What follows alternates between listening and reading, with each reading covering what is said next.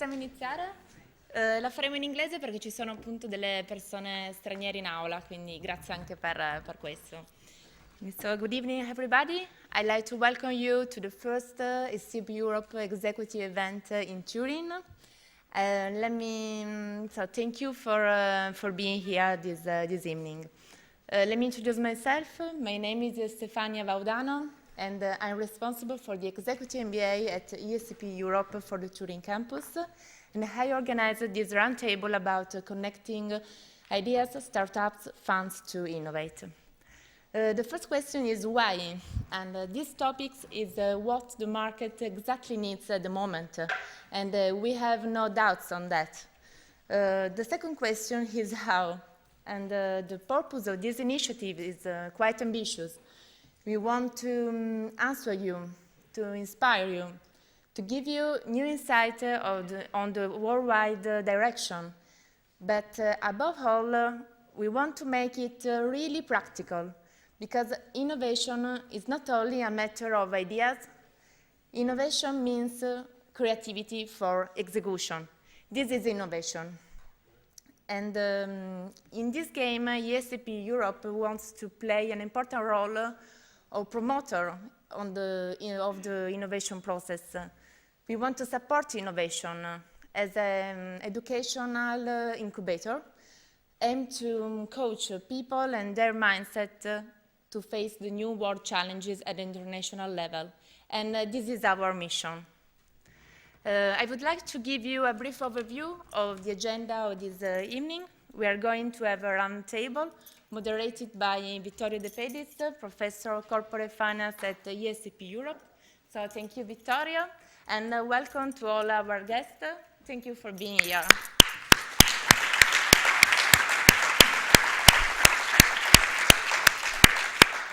After the round table, we will proceed with a buffet dinner. So you will have the opportunity to get to know each other, to exchange ideas, to ask all questions you want. After that, at 10:30, everybody is invited to visit the exhibition managed by the curator of the Fondazione Sandretto, Rebaudengo. So thank you also to the foundation. And let me introduce Professor Francesco Ratterino, Director of the Turin campus. Thank you, Vittorio. Thank you, Stefania. Thank you for having organized this fantastic event tonight. It's the first of this kind in Italy that we do, because we introduced the club executive in Italy just right now. And it works pretty much well, because the audience is pretty much full, so we're very proud. Well done for the excellent job that was done. It's not easy to organize these events. It's a big effort, also an entrepreneurial venture. Let me add very few things. As a school, we've always been very close to entrepreneurship. Most of you know that the school was founded in 1819 by Jean-Baptiste Say and Vital Roux. Maybe few of you know that Jean-Baptiste Say was an economist who coined the term entrepreneurship. So if you go on Wikipedia, you can find that, trust me. Yeah. So maybe we can ask our friend here from Google then to check it out. And so we can truly say that the school was rooted on entrepreneurship. But not only that, another aspect that we truly care at the ESCP is the humanistic value of European management, as opposed to scientific management, which is the US way. And it's not by chance that we are here tonight, that we are here at the Fondazione Sandretto Rebaudengo, which is one of the most important art foundation in Italy. So let me thank Patrizia Sandretto Rebaudengo and Emilio, who is in the audience. Thank you very much. Because we really think that management is about people, and in fact we are a business school and we train people, and we need to, have this unique link between humanistic values, scientific management, and we think this is the way that Europe can get its way out of this recession, and that's why tonight, We're talking about connecting ideas, startups, and funds to innovate. So let's the show begin. And when I say show, normally it's one way, but for the people that, and we are many alumni here, that were part of some of our trainings, you know that it's actually two ways. So I hope you're gonna enjoy tonight and participate a lot. We picked some of the best brains, and I can say so because most of the people here tonight are actually either alumni of the school, professor or lecturer. So it's really, you get a very good sample of the EACP network here. So pick from their brain, and let's find a way out of this recession through innovation. So please, Vittorio De Pedis, now it's up to you to start the night. Thank you very much for being here.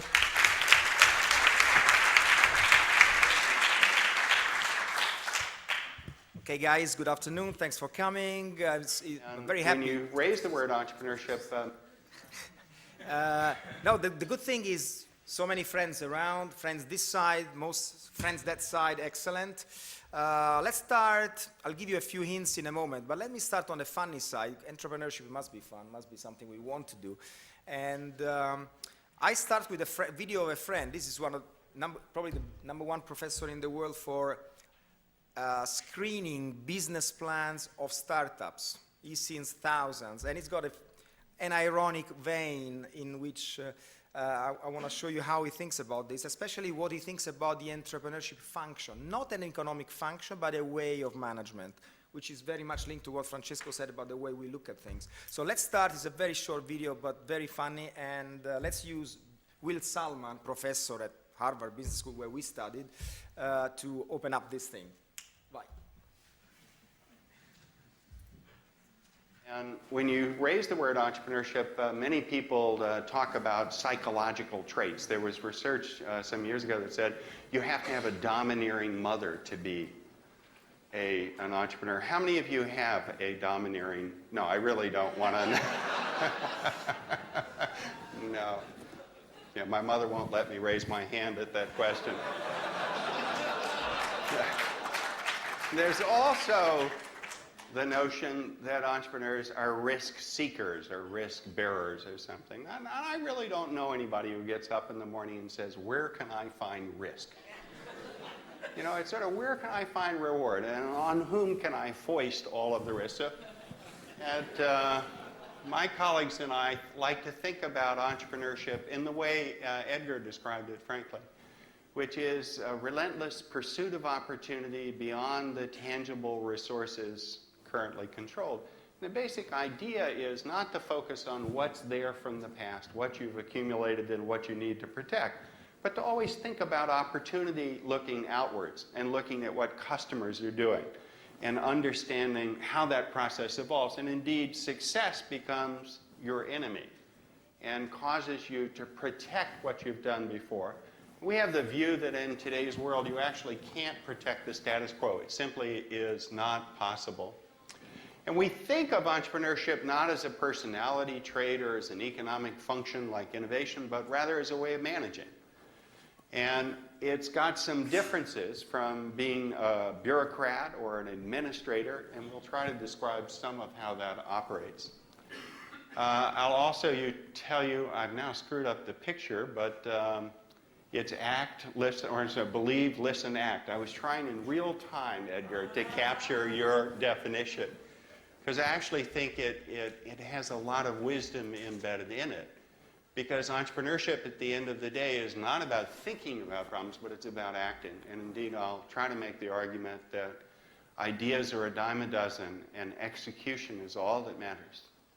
I have seen so many people with the same idea, and I have seen a team like John Osher's team out-execute every time. Very good. So I think it's not only funny, but wise. From our point of view, like professors, for example, is a big challenge because the idea that the idea that what you know is your enemy is a revolutionary idea. So why we should keep teaching things we know if they're not useful? They were useful. So that's the reason why we have these guys here today. We got a good table because we got the whole chain. I'm going to be introducing them very soon. Let me start from this, another idea that has come up very recently. I'm just going to give you now and at the end some hints about what's changing and what's new. Lots of stuff. Some things you might know, most things you might not, so we'll see. The lean story. Lots of people think about the lean story because it's just in time, it's Toyota, but this is, what about the lean story as you start when you have nothing there? So there is a lot of interest in this fact that we move from this philosophy to that one. So instead of executing business plans to testing hypotheses on the ground, which is live. Now the good thing is this, we spend a lot of time teaching you guys how to do business plans, and there was a line somewhere that said, who needs business plans today? Well, maybe the Communist Party of North Korea still does one, and venture capitalists want one. So maybe he will tell us something about this. So, and what about the idea of showing you something that works? I'll show you what the other guys are doing, some guys are doing, which is not showing you what works, but showing what you think it might work, and you tell us how to improve it before it goes on the market, or as it goes on the market. This is quite innovative. So, just as an introduction, what we call minimum viable product, something that looks like a product, but you tell me how to improve it in a way that you like it, and then you're going to buy it later. Instead of, this is it, you like it. And if the answer is no, then it's another failure that we go through. Pivoting. So when it's not working, we pivot, we change, and this is something you have done, and so we're happy to have you here to explain what you've done. Now, let's start with the new academic research. It's the only piece of research we're going to show today, which is this from Professor Josh Lerner, #1 in this topic. He thinks, and he says, new data show that startups backed by corporations instead of backed from venture capitalists have a high degree of success. This is a really new thing. Doesn't contradict the fact that venture capitalists and private equity back up successfully sometimes new ideas, but it's new the fact that these corporations start to be very successful and much more involved than in the past in producing their own nephews and sons and producing more offspring. So this gives me the opportunity to talk about Google for a second, but before I do that, let me tell you that it's not just Google. Google is a classic example, and I'm so happy that we got Fabio Galetto there. He's got some pretty interesting presentation. I'll pass it on to him in 1 second, but just this is a funny list of companies that do this. All these guys and many others foster, spend money, invest, venture into startups. Apple started a long time ago, outsourcing programming capability. Now all these guys are doing it. Look at the last one. If you don't believe it, go check out that website, IQT, and it's written, this is the CIA. We invest in new ventures by young guys who have ideas that we could be using. The CIA. So, interesting twist. So, having said that, I want to start this round of presentation with Fabio down there from Google's, because he's going to tell us the story from this point of view. Then we're going to move to other point of views. From his point of view is the company story, is why corporations have such an interest in developing outside/inside startups instead of the classic VC function. So Fabio, there you go. So, good evening to everybody. I'm really proud to be here, thanks. And I'd like to show us a Google approach, because if you think Google is like a big startup, about 50,000 head count, but it's the approach, the way to work, it's exactly what you imagine it could be a startup approach. They asked me to talk about the technology, innovation, and I'm really happy to do, because of course it's the core of our DNA. And if you heard about TED speech of Larry Page, the CEO, one of the two co-founders of Google, in the TED, It's a really clear idea about technology. Technology is not, in the mind of Larry, is not something incremental, but it's something that can revolution the everyday life for the people. So it's disruptive, something that really can change the world. In fact, I show later on the statement of the co-founders, so you can imagine how even every startup can think big and really having to change the world. The technology currently is really running fast. I show really a funny example, how long the device have achieved 50 million of users in the world. If you look, I can make a contest with answer first. The radio was 38 years, and TV was 13 years. Of course, 4 years is becoming really smaller. And with the tablet, we achieve 80 days. So we reach the same numbers, 50 million of people in just 80 days. So imagine how fast is running the technology. Is for this reason that you have to set up ideas and organization as well. Because I think one of the best quality of Google, it's the company make it happen, not just ideas. Accepting the failure, testing. If you look at what Vittorio said, it's exactly the approach that was presented before. Probably even if a Google product is so in our life, everyday life, I use a lot of video, sorry, but I think it's one of the most engaging way to show, to present the company, but to happen the discussion. And I would like to use a video to present Google, to introduce Google, because many of you probably knows Google just about search, but is even more. Around, imagine 150 products that probably you use. And in some cases you don't know this belong to Google, like for example, YouTube. So.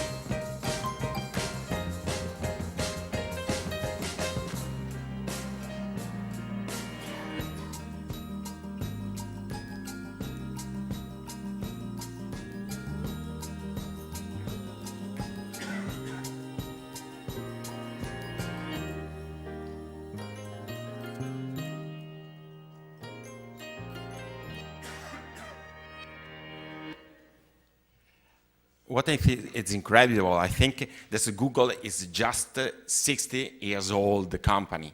So it seems to be a really old company because we use a lot of product.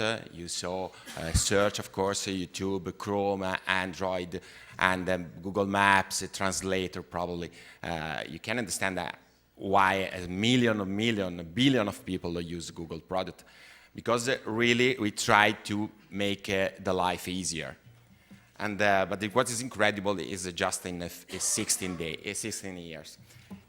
Have you told before, if you look at the goal, the original statement of Sergey Brin and Larry Page, so the two co-founders, really they don't make a threshold to the ideas. Really they like to think big and really to change the world.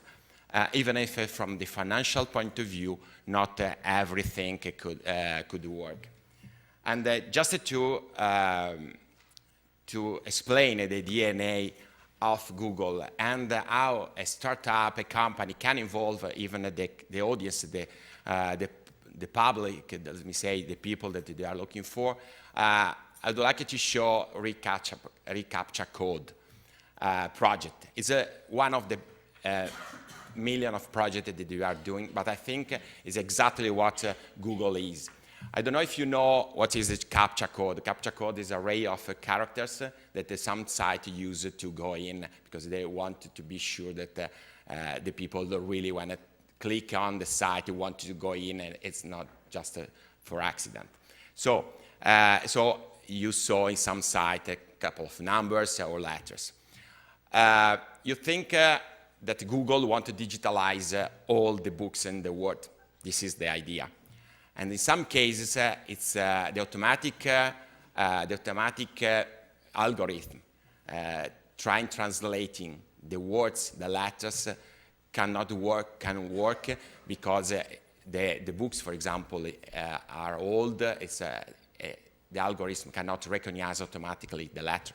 So imagine that every single day, more than 200 million of people click on a CAPTCHA code. Try translating letters.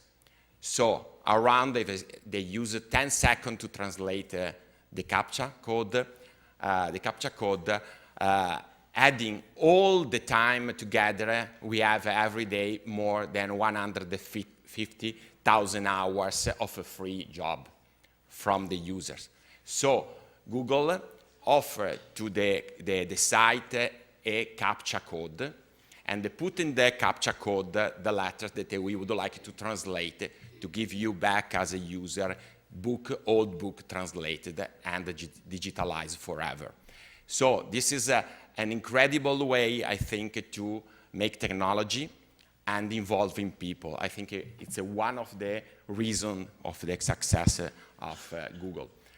I put together, as you mentioned before, a couple of examples of innovation technology. I spent a few words before just to make insight about the project, and then I show you the video to understand much better. This is a project Loon. Loon stands for balloon, because the problem is how to connect people all over the world. In some cases, it's so difficult to wire the country. So the project, this is running as a test, because as you saw before, it's not just idea, but make it happen, so make something real. We are testing in the New Zealand balloon. So balloon fly over in the sky and connecting and covering and the internet, the country, and to give access to the people to the internet. I show a video. Sometimes everyone isn't really everyone. Like when people say, everyone's on the internet, because the truth is, for each person that can get online, there are two that can't. And when you look closer, that everyone looks even less like everyone. In some places, it's more like 1 in 1,000. In others, it's 1 in 10,000. And in some places, no one's online at all. But what if there was a way to light up the entire globe and finally make all the world's information accessible to all of the world's people? Well, even though today 1 in 3 kids can't get to a real secondary school, everyone could have secondary school come to them. In places where there aren't enough doctors, everyone could be helped by doctors in other places. Farmers everywhere could start using better weather data, so everyone could enjoy a bigger harvest. And because small businesses that are on the internet grow twice as fast, everyone could create new opportunities for everyone. But how do we bring affordable internet to everyone? Maybe finding an answer starts with looking somewhere new. Like up, and trying something different, like balloons. Yep, that's right, balloons. Because it turns out that if you use balloons, it's faster and easier and cheaper to give everyone the internet than it is to give some people the internet. That's why we're giving it a try, and why there's hope that someday soon, everyone really will mean everyone.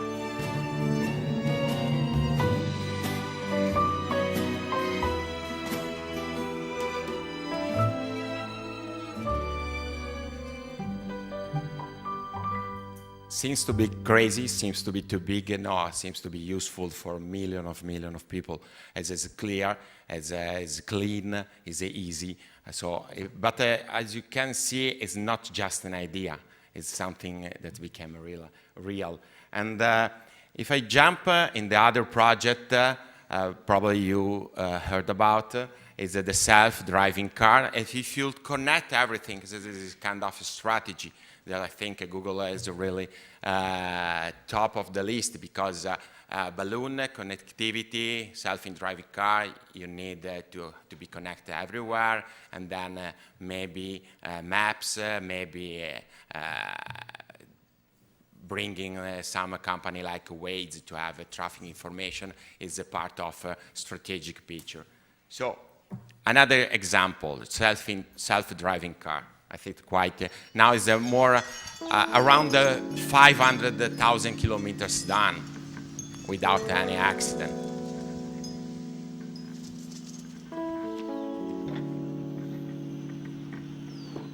Good morning, Steve. Hey, Nathaniel, how are you? Doing just great. Go ahead, Steve. Auto driving. Here we go. Away we go.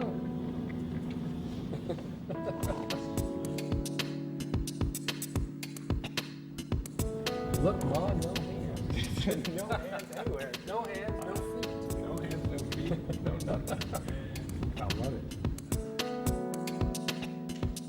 So we're here at the stop sign. Yep. Car's using radars and laser to check and make sure there's nothing coming either way. I find myself looking. Old habits die hard, man. They don't die. Hey, anybody up for a taco? Yeah. What do you want to do today, Steve? I'm all for Taco Bell myself. All right, well, let's go get a taco at the drive-thru. And we're turning into the parking lot. How neat. There we go. Now I kind of creep along here. Does anybody have any money? I've got money. No, I've got my wallet right here. You roll down your window and order a burrito. Yeah, put that. I'm doing very well. How are you today?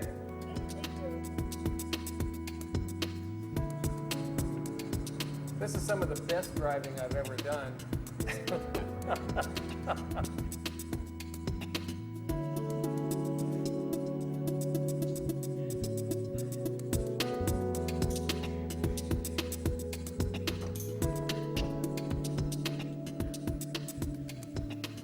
95% of my vision is gone.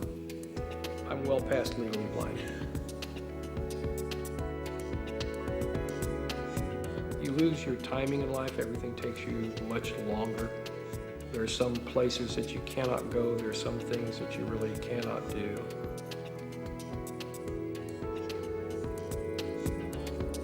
Where this would change my life is to give me the independence and the flexibility to go the places I both want to go and need to go when I need to do those things.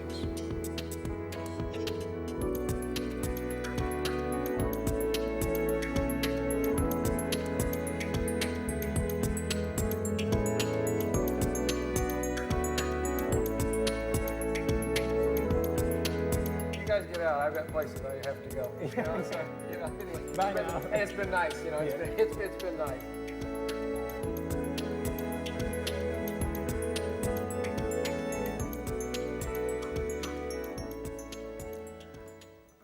I go fast. I show you another acquisition because Google is likes to aggregate some new startup like Nest. Internally in big picture, as I told before, is like a domotic environment, so how to make easier our life, save energy, and for this reason maybe we need to have much more control from satellite of the image, and then look at what's happened. The really last acquisition, Skybox imaging, to improve more and more the quality of the image.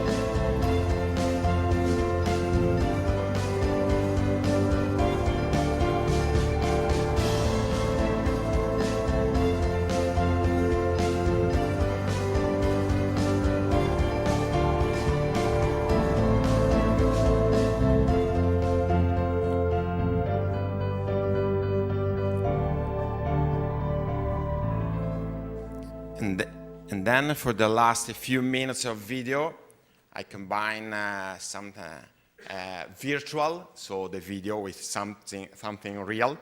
And I brought to you the Google glasses that I show in the video. I can show afterwards when I will be in the dinner, in the buffet dinner. So if you wanted to have a look, and I show what will happen with Google glasses.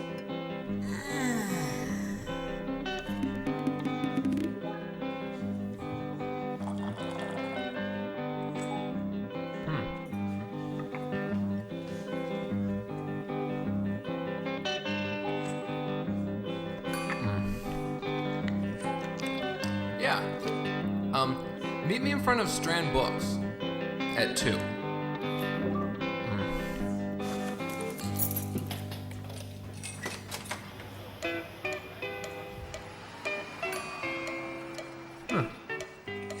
Oh man, really?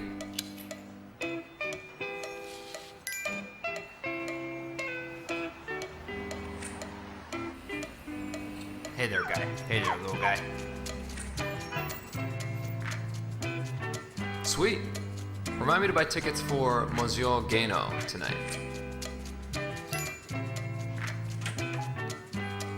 Where's the music section?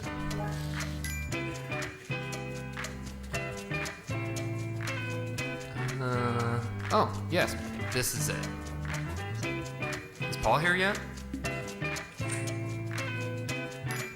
Huh. Hey, dude, how's it going? Want to go check out that new place I was telling you about? Sure. This truck's really good. Hey, just a second. Cool. Good to see you again. Thanks, man. Just got a new place, not that city. See you, dude. Whoa, cool. Take a photo of this. Share it to my circles. Oh, I'm running late. Music, stop.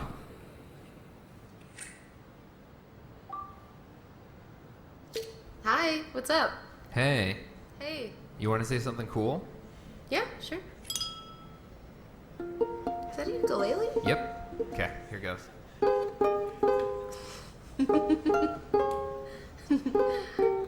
That's beautiful.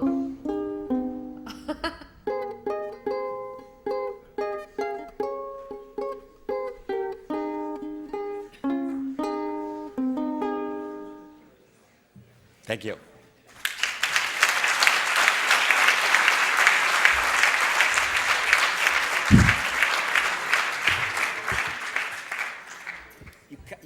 You can't lose with this kind of assets. It's fascinating stuff. The balloon is unbelievable. This one is even crazy, even better. Thanks, Fabio. That was fascinating. Now let's move down to earth, and because we are what we are, and it's our school, and we are proud of our students. Let's see what this guy is doing. This is Giacomo Moiso. He's the leader of Fluentify, which I didn't know that much. And as soon as I started getting involved, I was asking my friends, and everybody knows you. So your company, it's amazing. So let's see what Giacomo has done, which is a classic startup, and see if we had any part in this. Probably not, but we like to think that way. Thank you, Vittorio. So first of all, I'm super happy to be here with you tonight because my company, Fluentify, is literally a company made in ESCP. I studied at ESCP. I graduated with Andrea, one of my co-founders, last year in December. And Fluentify was born at ESCP when I was studying in London with Andrea. You also have to know that Fluentify was born by mistake, I would say. We started with a concept, and thanks to one of our professors in London, we immediately started working with following the Lean Startup methodology. And you mentioned it, Vittorio, before. Just to let you know, it's very simple, and from an operational point of view, Lean Startup means that you don't have money. We're not Google yet. And so when we want to do something, we start from a simple point of view that we don't have money to invest. So we try to do simple thing, and before investing just €1, we really have to be sure that that euro will be well invested. And so as an internet company, we decided to disrupt the way people were learning. Every day we heard about B2B, B2C, C2C. We followed the new kind of trend called P2P. What I like to say that it's people to people. We are humanizing the internet, and what we really want to do is to connect people through the internet. So the first idea was to allow high school students to study online for private tutoring. And we called that project Cloud Prof. It was not Fluentify yet, it was Cloud Prof. And it was very, very simple. And we, luckily enough, with Davide Sola, that professor in London, we started following the Lean Startup method. But unfortunately, we understood that in order to have an internet company, you also need to be able to write lines of code. And nor Andrea or I were able to do that. And so that was the first real lesson we had that is called the team. In order to have a great company, you need great people to execute in the right way. And that's how we started looking for the right people, for Claudio and Matteo, our co-founders. And with Davide's network, we started showing our project and product immediately to investors. That I think, I love you guys, I love investors, but I think that the later, the better. You don't want to have someone who put money, and of course, at the end, you have a very good relationship with your investor. I hope you do, but of course, they put money and they want to see results immediately. So with Davide's network, we started meeting people from the entrepreneurship environment, and we started receiving feedbacks. And we understood that Cloud Prof was kind of the wrong business for us, because we are a marketplace. Fluentify is a marketplace. It means that we're an agent. And it's very fascinating, but there's a bad news. It means that we don't have one client like normal companies. We have two clients, because we have to provide, in our case, tutors, and then we have to find people happy to pay for the service. To make it worse, with Cloud Prof, we also had to talk to parents, because normally high school students don't have a credit card. They might have PayPal, but they prefer to buy stuff on Amazon or PayPal. They don't like to spend it on education, of course. And so we decided to pivot. We decided to focus on what we knew it was working, and that's languages. That's basically how Fluentify was born. Fluentify is very simple. We start from a basic concept. If you want to improve a foreign language, you can do lots of things. You can watch videos on YouTube, you can translate songs, but at the end of the day, in order to become fluent, you need to talk, you need to speak, and you need to do that with native speakers. And if you can do that talking about things that really matter to you, if you have a goal, if you have to get ready for an interview, if you have a business meeting, at that point, for you, it's very important to understand and to learn a specific kind of language, not just being fluent, but being fluent in that specific industry. And that's what we do basically at Fluentify. Fluentify is a new method to link language learners to native speakers. It's the most simple, natural, and effective way to improve a foreign language. And we launched in April last year, so at the end we developed the team with Claudio, Matteo, Andrea, and I, and we launched in April. And we've been super lucky because our first investment came from a client.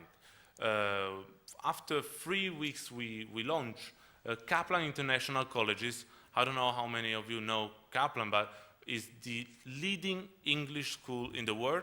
They are an offline school with over 70 schools around the world. They came to us. It's crazy, I know. They came to us. We were a 4-people company with 3 weeks old, so it's kind of crazy. And they knocked to our door saying, you know what, guys, we love what you did. The platform is just amazing. We like that. Shall we buy your service? So they offer us a white label contract.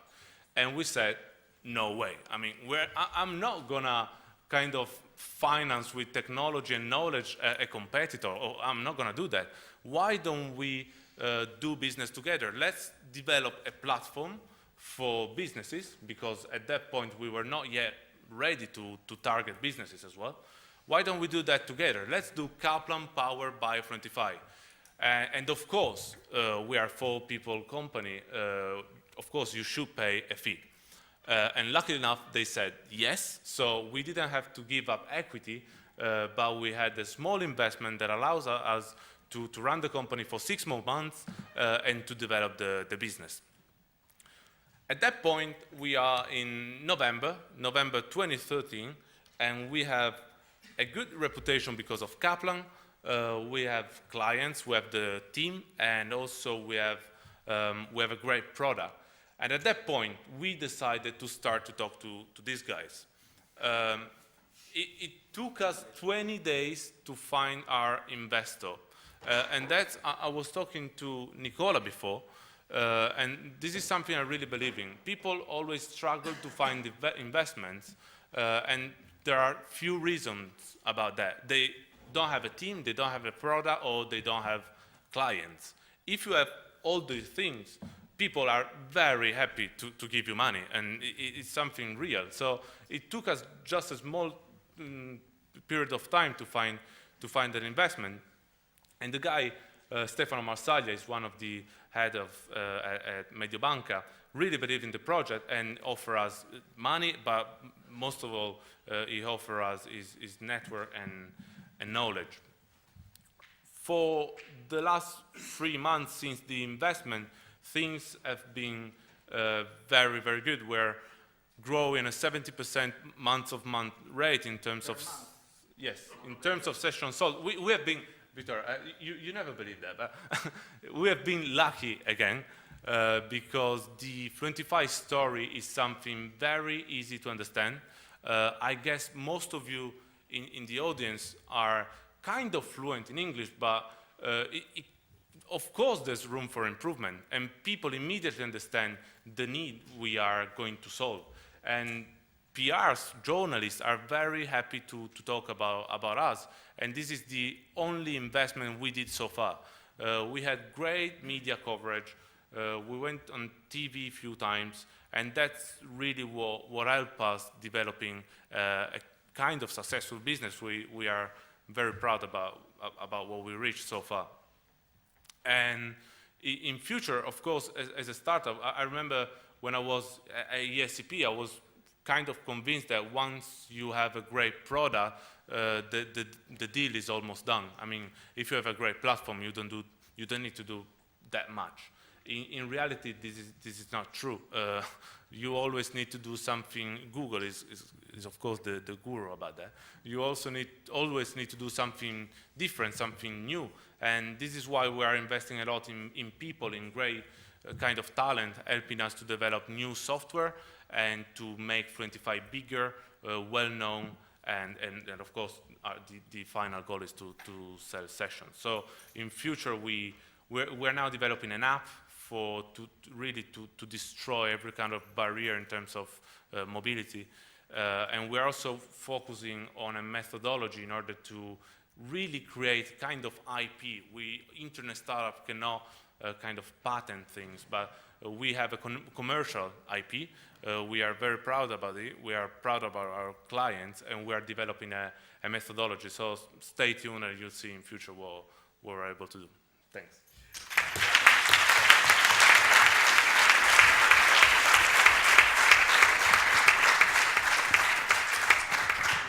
This makes me want to cry, because I remember when in conferences like this, when I was his age, and there was no way whatsoever to be on this side talking to people on that side about successes at this age. So it's fascinating.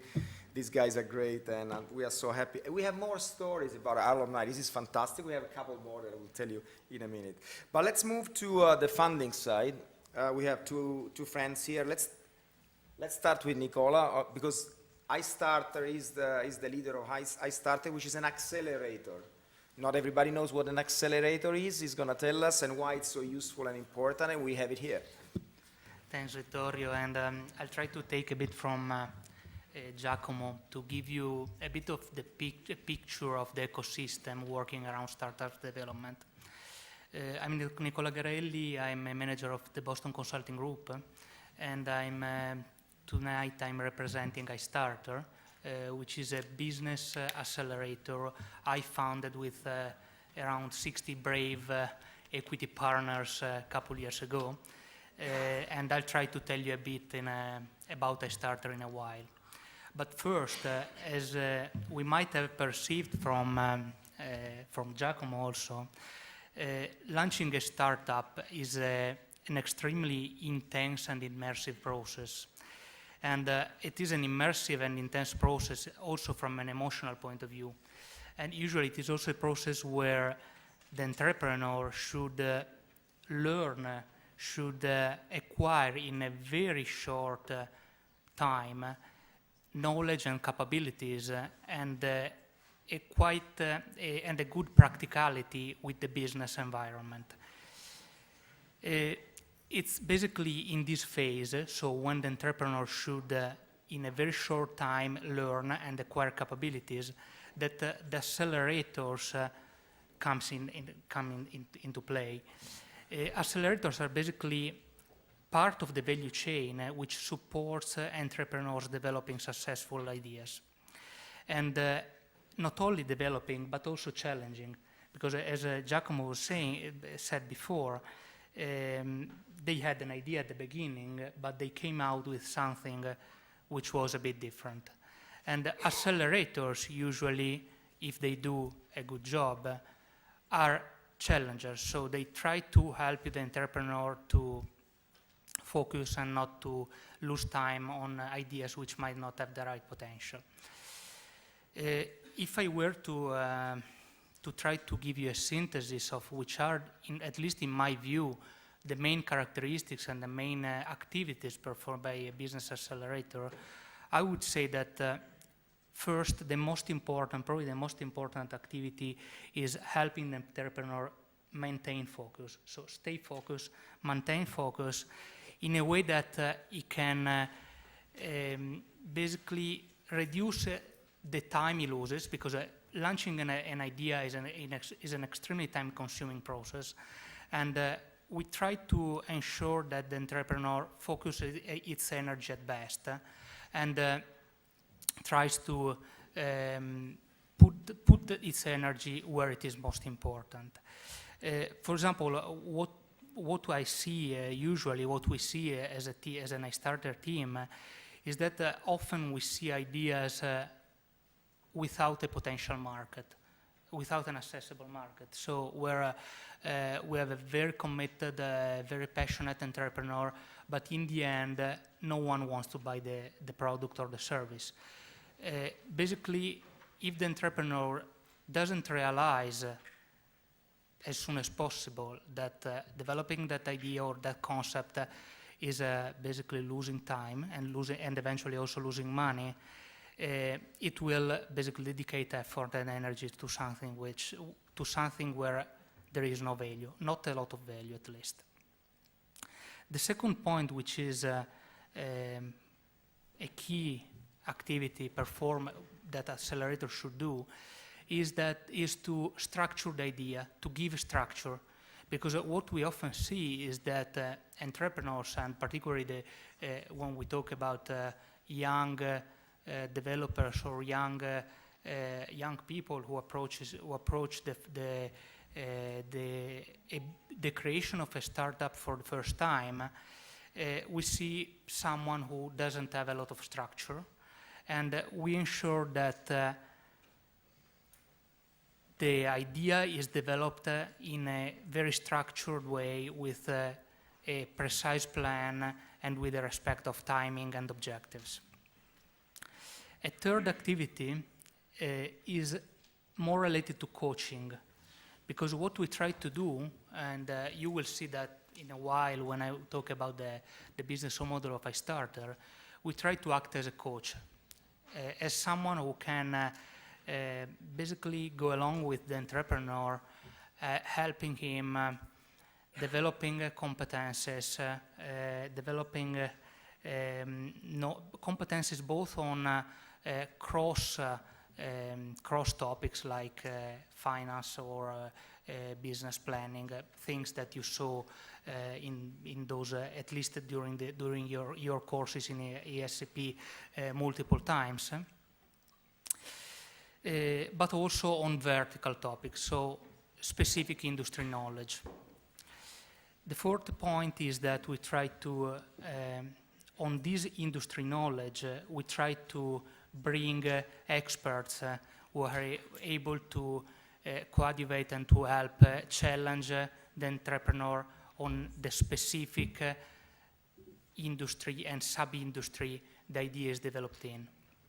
And the last point that we try to, the last activity that we do, and which is usually one of the first which might come to your mind when you talk about a business accelerator, is to give access to a wide network of contacts and relationships, able to ensure not only funding, but also a practical development of the initiative. What Giacomo told before was that they were very lucky that Kaplan decided to invest in their company, and I totally agree. I totally agree because corporate venture capital, as also Fabio was saying before, is extremely important for helping ideas developing, not only for the capital, but also for the, let me say, for the relationships, for the business environment, and for the ecosystem that it brings to the company and to the entrepreneur. If we come to iStarter, I can try to explain a bit which is our business model.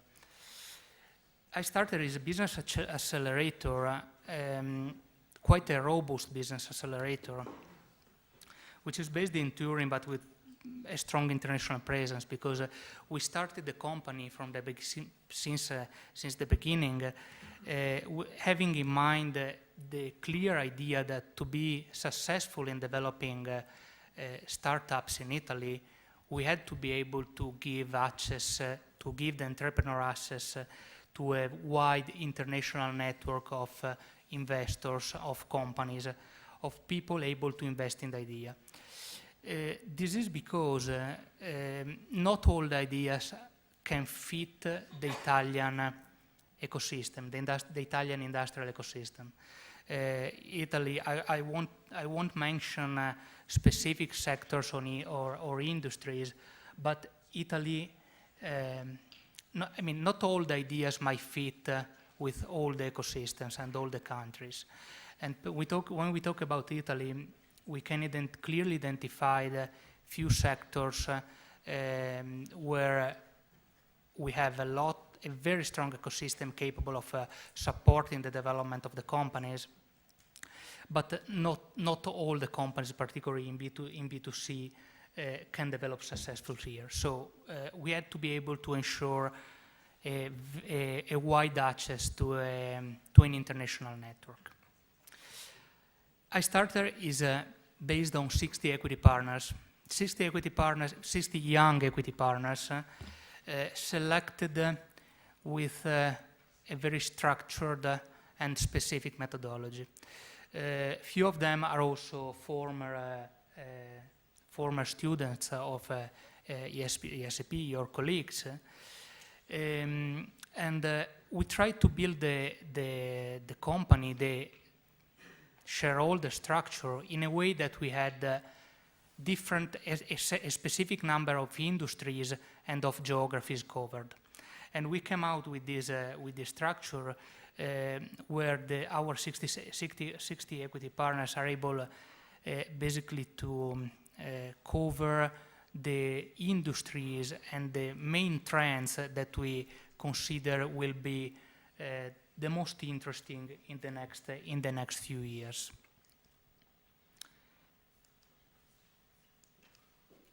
It should work.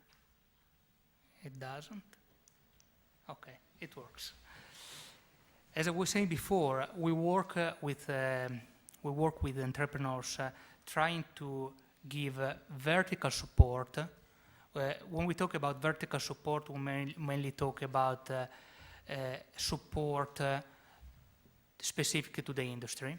We try to bring horizontal support, that means marketing, communication, finance. So we try to help the entrepreneur develop a pitch, learn how to basically to interact with the investors, which usually are a very non-homogeneous type of actor, because we might find several type of investors, and we have to be able to approach each of them with a specific approach. And then we give the transversal support, which is basically contacts, business introduction in companies doing the same activity or complementary activity, or even to clients. We are based on a pure success fee model. That means that we decide to bring into the acceleration process a very limited set of companies, extremely limited, because we invest in them. We invest in them our time, and we invest in them sometimes even equity. And because we get our compensation only when the company gets funded or as depending on the arrangement, reaches a specific milestone in raising capital or in realizing a specific set of revenues. We try to be pretty interesting for the entrepreneur, because we don't ask anything unless the acceleration process is successful.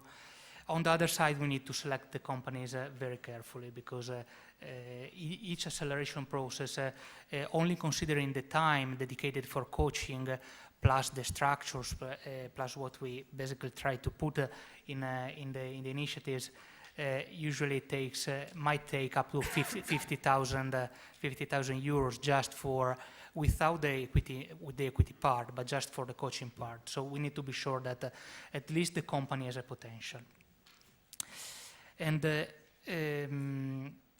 if without going far, I mean, we have we are developing a bit of a structured portfolio. Few of the companies we developed in this 1 year and a half failed. I might give you an example, which is a very interesting one, at least from an investor perspective. The company which got the highest valuation was Takati. Takati was a company that basically wanted to bring kind of Italy, so a supermarket, kind of a door-to-door supermarket with a very smart delivery process. They got an evaluation which was extremely high. Extremely high means 2.4 million after less than 6 months of acceleration, almost no revenues. And Being the company which got the highest investment is also the one who failed first. So it's also something that taught me a lot because I've been investing. I also started up companies by myself in the last 10 years. And I'm a very cautious investor. So I try to evaluate initiatives and also to transmit to the entrepreneur realistic aspirations and expectations. The entrepreneurs of Takati developed a very nice idea, but were not able to deliver it. Probably the investor adopted the evaluation which was too high, and in the end, they didn't succeed. I brought you this example because I wanted also to give you a bit of a feeling of what we look for when we approach an entrepreneur. We receive really hundreds of business plans. There is also, I see Giusy here, and I imagine that also you receive an extremely large number of business plans during the year. Extremely large means it might easily reach 1,000 business plans in a year. And when we need to evaluate such a large number of business plans, having a pretty small team, because I relies on contribution given by the equity partners, which are managers in other companies usually, but also has a dedicated team of 5 people, one very senior CEO, and also a good team of analysts. The first thing they try to look for is the team, basically. Is the team, the dedication, and the accessible market. So we try to understand whether the idea has a potential as a market first, as a clear market, is also simple to express, as Giacomo explained. One of the key points for being invested is that the investor should understand in a very quick way which is what do you want to do. I mean, your product should be easily explainable. There might be difficult or complicated constructs which succeed in the long run, but as a rule of thumb, simple ideas are usually simple, easily explainable ideas are usually the best. The market should always be present and should be very strong and should be sound, basically. And the team should be dedicated and extremely committed. Not everybody can be an entrepreneur. When we analyze the Italian startup market, which is a pretty small one, by the way, I mean a pretty small one in terms of capital raised, but probably a large one in terms of number of startups launched, we might see around a couple thousand startups launched every year. And of those startups, we cannot believe that there are few thousand good entrepreneurs in the Italian market every year. So to be a good entrepreneur, we should have, for sure, dedication. We should also have good knowledge of the industry, usually. And typically, not everybody can be a good entrepreneur. So what we try to understand is whether we try to be good talent scout. So we try to understand whether the entrepreneur might have a potential on its own. And the last point, I went a bit long, so I try to close quite quickly, is that, as also Giacomo said before, the capital, you can find, everybody can find capital if he has the right team, a very good idea, and if he is extremely committed, and if he has realistic ambitions. So with those 4 characteristics, even in small markets where the propensity for investing in equity is not high as it might be in the US, everybody with those characteristics might get capital quite easily. We are usually pretty happy to invest in companies. It's very difficult to find good companies to invest in. Thank you very much.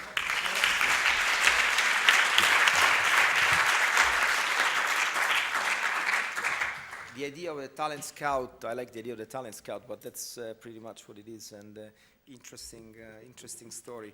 And it would be interesting to know how many, given 100 new starts that you see, then how many fail, because that's the price of this deal.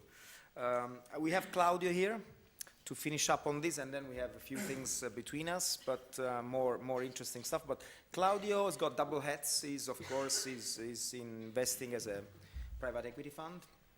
Plus, he's also in the Club degli Investitori.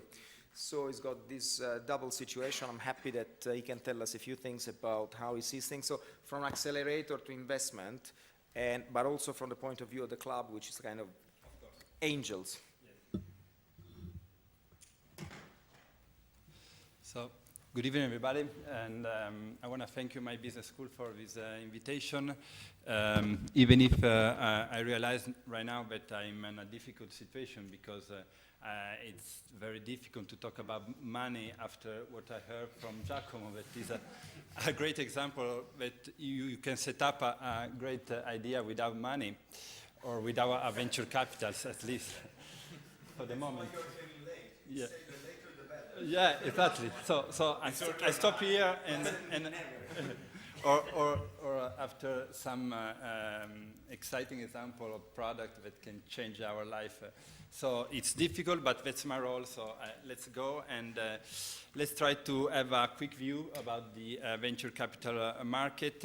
That's come from my experience. That is right now from all the Industriale Ind. I'm CEO of Inda, that is a private equity firm based in Turin. So I can give you a quick view of this market. This also is interesting because it's also a startup experience. It's something that together with my partner I set up some years ago. So I can say right now that it's a positive startup experience. And I want to just give you a message from my experience that is you can even try to be innovative in an unusual sector, because I think it's not that usual to think about to have a startup in private equity if you don't have, of course, a family or a bank in your family. And so you can even think about to be innovative in a different sector, and what I did, and I'm very happy to about this experience. And again, back to basic.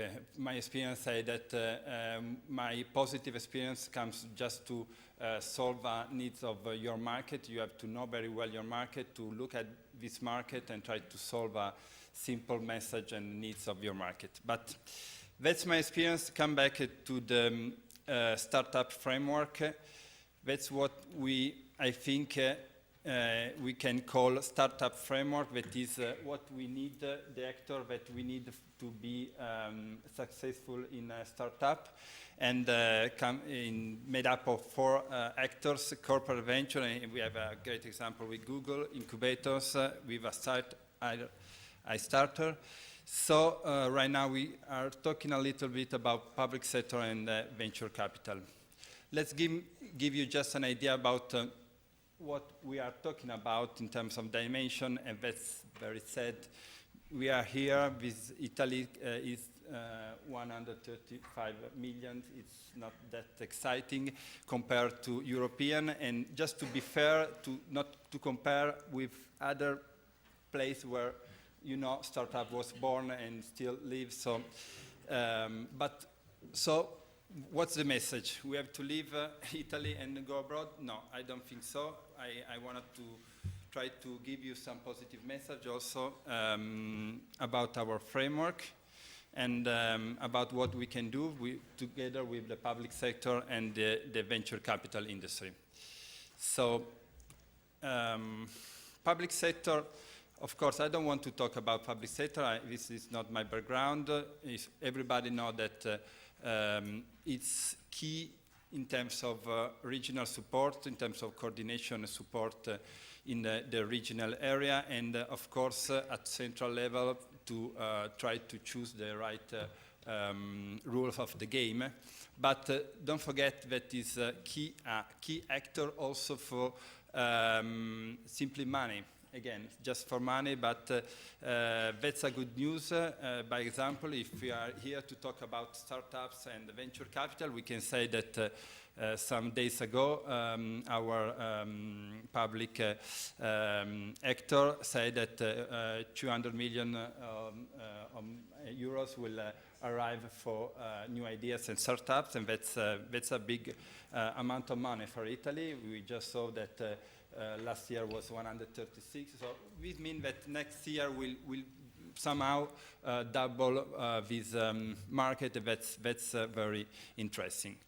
But let's go to the venture capital industry. That's something that I know very well, and a positive thing that we are not in a very competitive market in Italy is that you can have all the big operator in one slide. That's probably impossible in some other countries, but in Italy you can say that some of more significant actors in venture capital industry are there.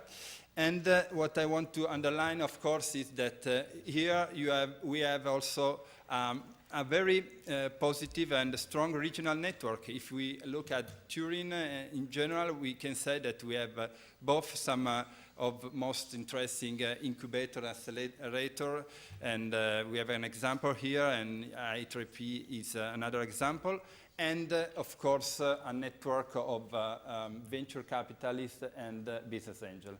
So one of these business angel network is the Club degli Investitori, is one of the club I'm proud to be part of, and it's a simple more than 77 business angel that realize a different number of investment. And again, just to give you an idea, it's something that I think right now is working very well, and this is a news from some days ago, but thanks to this network, we Club degli Investitori raised money for two new startups, and one of these, Indavox, is by example now linked with a partner that is eBay, and this means that again, you can work in Italy, of course. You have what you need in Italy. You can even think about Italy and business angel in Italy as a great bridge to be partner then of international player. So let's back to the Italian industry, just to give you in some my point of view about raising money in Italy and in our region. Raising money means for me try to put together a good idea and sometimes money and to start a trip, and that's interesting for me. That's what I like of my job. And but if I want to give you just another point of view, because sometimes we think that the driver is always the venture capitalist, so I mean that you have to try to sell your idea at best to the venture capitalist to choose the right driver, and that's not exactly what I think. Being an investor, I think we can even think about the opposite situation where the idea is the driver, and so the startupper have to select the venture capital based on the condition and the characteristic that he are looking for. So, I mean, just some idea of what I'm talking about. Don't forget to make a good due diligence of your venture capitalist, because I know, because we are of them are my colleagues. It's simple to realize that in some situation it's impossible that the venture capital give you more than just money, because the number of deals that are crunching means that you can't think about nothing but money, just nothing about networking, know-how, mentoring. So my suggestion is to look at the venture capitalists and to understand if is really a mentor or just a financial and sometimes sleeping partner. And then try to look at the risk that your partner has in your initiative, because sometimes venture capitalists, thanks to the interesting management fee and the consultancy fee, has closed the deal before the start. So this means that they are not so engaged and at the end of the story for your your history, your startup. And this means also that it's not true in this case. This industry that bigger is better. So probably sometimes a small venture capitalist is the best way to have a good mentor that follow you during your idea. And again, and this is probably something that we are talking about later, don't forget to use the entire arena. I mean, there is, you can find money not just with the venture capital, but of course business angel, but also crowdfunders, so you can expand your arena. And that's very good, especially in Italy, because again, if you think that you don't have as much as venture capital you have in other countries, you have to try to expand your arena to be sure that you can have the right partner. I mean, the different choice to be to close the right deal. And just to finish, is something that is exactly linked with what you say. I admit that sometimes we can read that VC are innovators. No, we are not innovators. We are just bad guys. That's the truth. And so entrepreneur are innovator. And so please drive your car and ask for us just for money.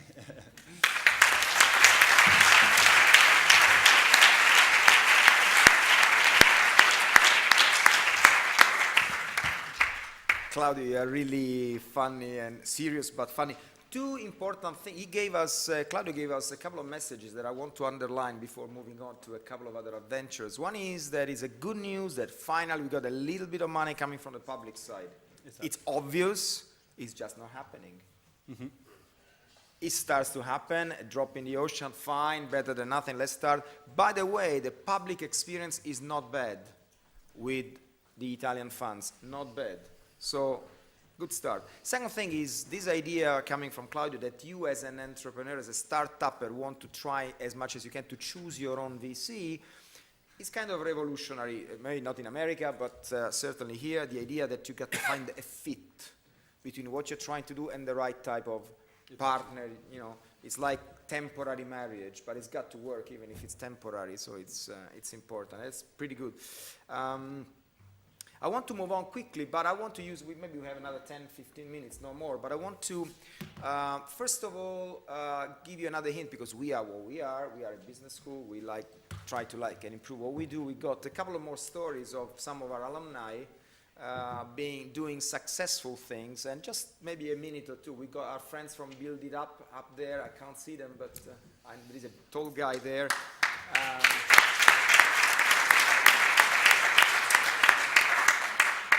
I want to give you a full 1 minute to tell us what you're doing well, because it's a very good story and we really like it, so we are happy to have you. Good evening to everybody. Very briefly, I'm Nicola Rabacchi, the current president of Build It Up. Build It Up is a non-profit association. Our purpose is to promote, to support the entrepreneurship spirit of new generation. We want to help students to better understand the power of entrepreneurship. Our key activity are very similar to iStarter Accelerator, but our focus are on students. We are here tonight because SHP is one of the most important partner, help us in a different way, starting from mentorship and coaching on our consulting project. Thank you for the attention.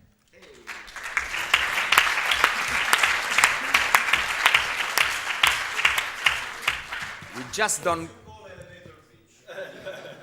We are quite successful in teaching these poor guys how to be like us, better than us. Thank you very much. I want to mention another initiative, just one moment. I invited another of our students who couldn't come, so let me just show you what it's done. Some of you might know this initiative, the Start Bus. It's a thing that happened 2 years ago and is exploding now. This guy, this alumni of ours, is the head of the Italian section. The idea is that you fill up a bus with a bunch of guys doing different things, and they converge on a city. Normally it's Vienna for some reason, and you start like in Rome, go to Torino, Milano, and then go to Vienna. By the time you get there, you got to come up with ideas. They don't sleep much, they don't wash themselves too much, but they come out with ideas. And from this adventure, they came out with 2 or 3 they won prizes. This is happening again. It's going to be happening, I think, this year or next year. And this guy, student of ours, former student of ours that now works at iStarter, because the world is a small place, is doing well. He's going to be running this. So there's plenty of these things that we can do in Italy. So the bad news is this is not the most friendly of countries for young people.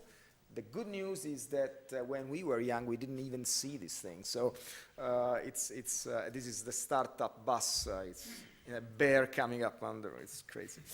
I would like to wrap it up by just giving you messages of innovation which is happening, and then maybe leave the floor open if you've got some questions for our friends. Some new trends. Most of these trends are happening within and without the industry. So the idea of the industry, Claudia was telling us that it's blurring, and so that's good. Angels statistically seem to provide more capital than VC these days. Interesting story. So like corporations seems to be slightly more successful than private equity in funding new ideas. Interesting. Buspreneurs. Now, but also a couple of new ideas like the crowdsourcing, because the landscape is changing. Crowdsourcing is, I like this one from Starbucks. We have, Starbucks is one of the companies. There is many. There is Dell. There is other example. I just picked up Starbucks because it's a household name. What they do, they launch a product after a consultation with the customers. They've got a loyal customer base. People go there, and they engage them in a positive way. Instead of just give me a feedback form, tell me what you like. I think the Frappuccino is born this way, selling gigantic amount of cups. So the idea is, as we discussed before, the idea of a minimum viable product. In this case, there is no product at all. It's tell us what you think. And we pivot, as you have done, to the right. We have an idea, maybe it's not a good idea, let's go to the one that works. That's crowdsourcing. Crowdfunding, new idea for us, not so new elsewhere, but not terribly old, even in more advanced places. Crowdfunding is basically a self-organized market that puts together people offering ideas and people looking for investments. In Italy, we have one which is called Stars Up, which is officially recognized by Consob, the Italian regulator, as a market. It's a market. It's like a semi-regulated market. But the idea is that you can put up your ideas over there if they are structured, they have some minimum amount of feasibility. And then they are open for investment by people who want to put 10,000 euros, 5,000 euros, and it scales up until you reach the amount of money you want. Let's see what happens with that. It's a good idea. Face for Job. Another good idea I've seen elsewhere is these guys are basically transforming the idea of the video CV in something else. It's an intermediary which, especially for the young people here, where you can project what you think are your characteristics, and they will be matched with the demands of the companies, looking for people, especially for young people. And there is a better match because we are looking for this type of guys, and we'll be looking only to those subset of characteristics. And if somebody's liked, then he's invited to produce a small video, answering questions. So he's got a set of questions, he's got to talk about answering those questions. So it's an idea that is being extremely successful as we speak, is being supported by Confindustria. New ideas. This is for hiring young guys. So there is something going on in this mini bond market, just started in this country.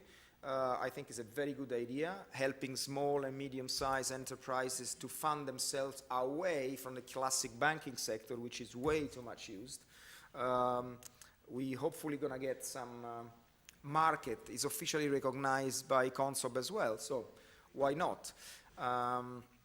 It's a pretty good idea. So another thing I want to mention is another of your crowd, which is the HFAR. Just if you got young people in here thinking about doing this, as we hope, the idea is that they are launching a call for new ideas.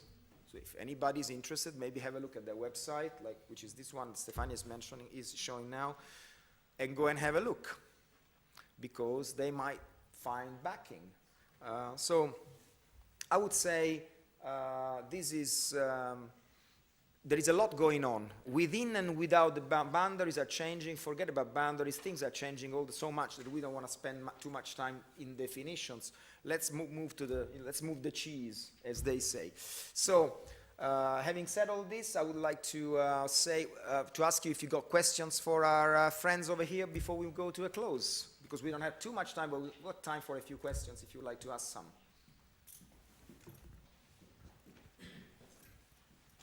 We have a CFO down there that, so yes. Be ready. One question, please. I'd like to know what we miss in Italy in order to have, I would say, the same good startup and VC ecosystem. I don't say in Israel, but let's say France, because we are very happy and proud to see that Giacomo succeeded in his entrepreneurship project, but it is also true that it's a long time we hear about startups and VC, and things have changed in the last years, but maybe not so much. So what do we miss? It's a very good question, but maybe Claudio can answer this one. As always, difficult question. Probably we can come back to the framework. Again, it's the combination of the action of four actors, because we can say that it's just a question of private initiative. It's the combination of the money that can come from the private sector, again VC and business angel, but is a key the role of public sector, and again together with corporate venture and incubator and accelerator. That's simply the mix of these four actors that can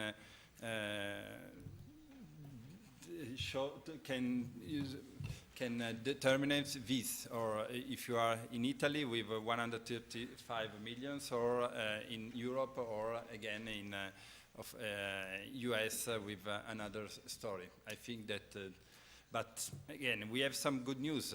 We are just talk about the what we have in public sector for venture capital, but that is a good amount of money, but it's always linked to the mini bond, that we have 150 million more for mini bonds, so something that is going on right now in Italy. Can I add one thing? I didn't say that, but unfortunately, Fluentify is not an Italian company, because as I said before, Fluentify was born when I was living and studying and working in London. That's why Fluentify is a limited company from the UK. And from an operational point of view, I can talk about the UK. The answer is very simple. The government in the UK makes things easier. The environment is there. The government is a facilitator for entrepreneurs. They don't put 200 million, they allow investor to invest in companies. That's it. The overall entrepreneurial environment in London is just crazy. There are service providers that are focused on startups. There are lawyers, accountants, PRs that work just with startups. And I'm pretty happy because now I'm seeing in Italy people doing the same. I mean, the market is growing thanks to these guys. But still, there's a lot to do. And the answer, unfortunately, to your question is too easy not to do anything.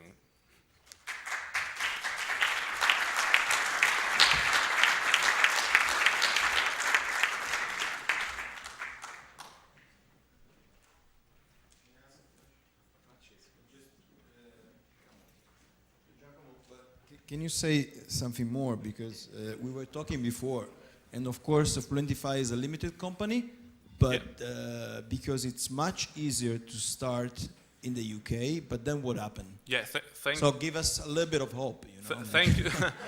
Thank you for that. I forgot another thing. Thank you, Francesco. The whole Fluentify team is made in Italy. We are 4 Italian co-founders, and we are very proud about it. That's why we decided to open a company, an Italian company, una SRL, in Torino for 2 main reasons. First of all, there are no developers such as those we have here in Torino at Politecnico. There are great talents, and you can find them in Torino, in Milano, you can find them in London, in the Silicon Valley, but at the end, it's much more expensive. So I think that we have everything to succeed, starting from what Nicola said before, that is people and ideas. Italians are great to have ideas. We have great people. It's easy to link the dots. So we started from our very small experience. Fluentify is a tiny company, but we decided to invest in Italy to open an office and a company here. And so I'm happy to share this information with you. Thanks. Now we are 8 people. Yes, there will be 10 in the next few. We're recruiting talents on a monthly basis. So how many in London? In London there are 3 people. So you are creating more jobs in Italy than in England. So yes. You are creating more jobs in Italy than in England. Good.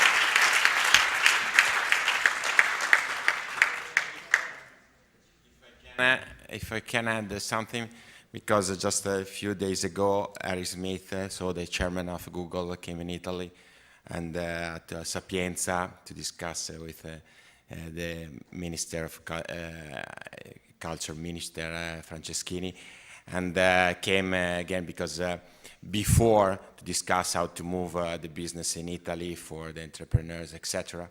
I think a couple of suggestions that Harry Smith did as so important before.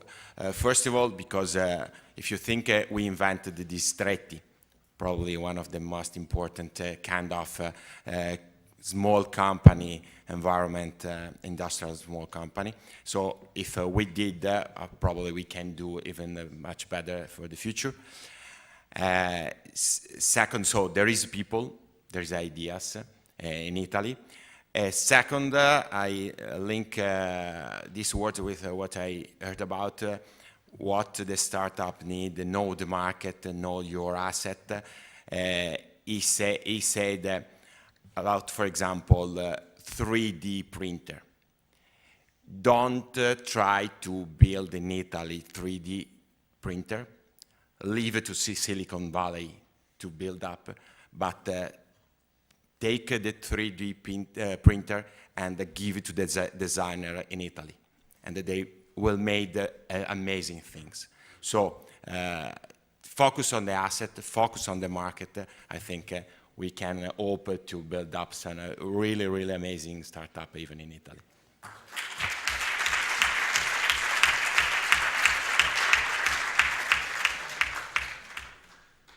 Any more questions, guys? Questions before we go? I know it's dinner time, but Oh, I have a friend there that... I have a quick one. For the investor, sorry, Giacomo. What does engage you the most? What does engage you the most when you are in front of a startup or a business idea, or when you are discussing with an entrepreneur, a potential entrepreneur? It is about the investment, it is about the return of investment, it is about... It's simple. What we don't have, the entrepreneurial spirit. Because...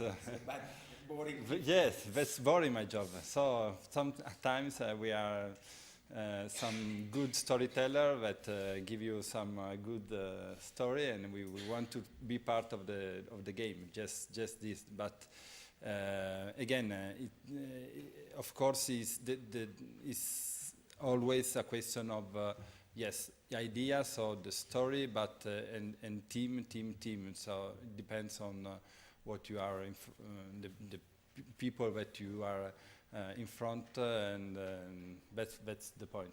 Just this. What is the inspiration that you give, that you have from the startupper? That's the point. Okay, we got time for one more question before we go. There's one there from one of our friends. Yes, just one question that is also a consideration. What do you think about the general opinion of the Italian entrepreneurs about private equity funds? Normally, many of them, they think that they look just at a high level of IRR in the very short period, for example, maybe 2 or 3 years. And this is something that is not very probably understood. But that's true. That was true. That was true some years ago. That's exactly the point, the starting point of my experience. So you have to look at the market and to see what you need. That is a different story. You can't think to have a way out in 3-5 years. That's another film that was good for 10 years ago, and there was a lot of money for the other private equity, but not right now. It doesn't work anymore. So everything is changing. So now, the good news is that right now, when some investor ask for when we have the way out, now I can't answer. I can say, who knows? We are long period investors, so sometimes I can skip this question sometimes. Very, very good. I have to say, just one comment on this, that touching on what you just said, is that, and Giacomo as well, in this town and in this region, I have to say you are particularly lucky because you have some infrastructure of this kind that works. You got Polytechnic, we got other networks, we got club, we got Piemonte, we got lots of these things, lots, 3, 4, 5, 6, it's something. Big cities like this one in the other parts of the country have nothing like this. So they've got to catch up, but this is a good environment. So it's probably, maybe this, Torino, Milan is probably the best place you want to be in Italy at the moment to do this thing. So it's very lucky stuff. So let's wrap it up because we got to go. First of all, thanks for coming. Secondly, obviously we have some buffet dinner here, which is a good occasion for you to mingle and to share ideas with our guest, which I want to thank again for being here.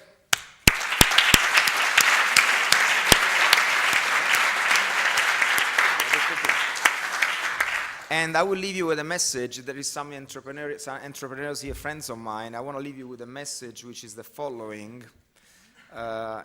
It's this one. Especially for, not everybody's young here, but there is a lot of young people. And if you think you want to work in an environment in which things are stable, this is just an example that things are not that stable. And if you want to go your own path, it's probably better than going the institutional path, and doing something for your future with your hands is probably better. Thanks for coming.